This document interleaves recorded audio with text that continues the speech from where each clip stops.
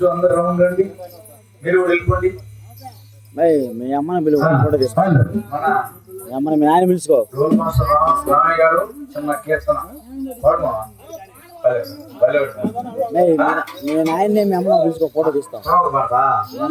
మీ నాయనడా? నేనా మీ నాయన? నేనా ఆయన గుర్తుగా ఫోటో తీస్తానా?